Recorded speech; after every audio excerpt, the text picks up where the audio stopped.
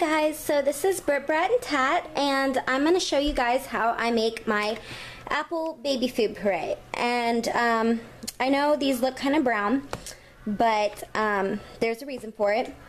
And also, I don't have from the start apples to show you, but the reason for that is my great-grandmother, or my grandmother-in-law, Char's great-grandma, went apple picking the other day, and she actually picked these fresh, and she has an old-time apple coring machine where you put the apple in it, and it takes the apple and it skins it, and then it slices it and everything for you and cores it. So these got skinned and pre-sliced and everything for me, and then she froze them in a bag for me. And so this is just the color that they come out after you unfreeze them. Okay, so after you have your apples all sliced and ready to go, you're going to want to get a pan and put just a little bit of water. I don't know if you guys can see, it's just maybe an inch or so up, and just enough to kind of cover them. And then you're going to want to put your apples in there, and you're going to want to cook them till they're boiling. And then once they start boiling, turn it down to a simmer and let it simmer for about 5 minutes or so until they're nice and soft. Okay, so my apples have been simmering for 5 minutes, and as you guys can see, it just goes right through them, which means that they're good and ready to be mushed.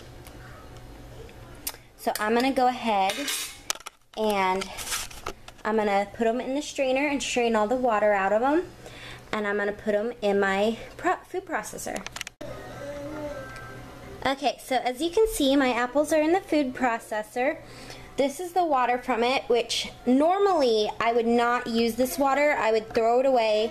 I know a lot of people say that it has a lot of nutrients. You can see the color, it's apple colored.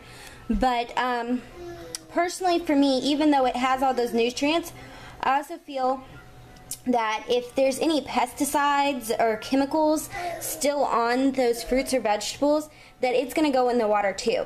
So I don't want to be putting those chemicals and pesticides back in with his food.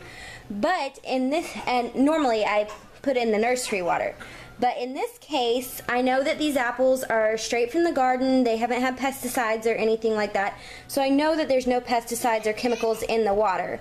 So I can go ahead and use this water in my apples and get all those extra nutrients.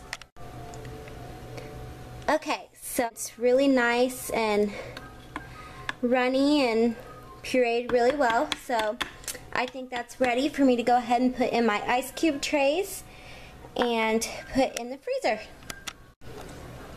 Okay, so I have filled my ice cube trays. I filled up 2 full ones and I still have a little bit left. But once I fill them, I saran wrap them, which I actually plan on getting some of the ones with lids soon because the saran wrap is just terrible. It just wants to stick to itself. But you need to cover them and then freeze them overnight, and then you'll take the cubes out and put them in a bag like this. As you can see, this one's green beans that I made, and you just put them in your, you take them out and you put them in your Ziploc baggie, and you label what they are and what date they are. And it's really important to try and get all the air out, because if you don't, bacteria can grow in it. But once you've got all that done, you put it in the deep part of your freezer so it doesn't thaw out. And it's good for up to 3 months. They say that it's best to use it though within the first month because it has better nutrition if you use it within a month. But it is good up to 3 months in the freezer. Also, once you thaw them out and put them in the fridge, they're good for up to 3 days for fruits and 2 days for vegetables. So yeah, I guess that's all for now, guys.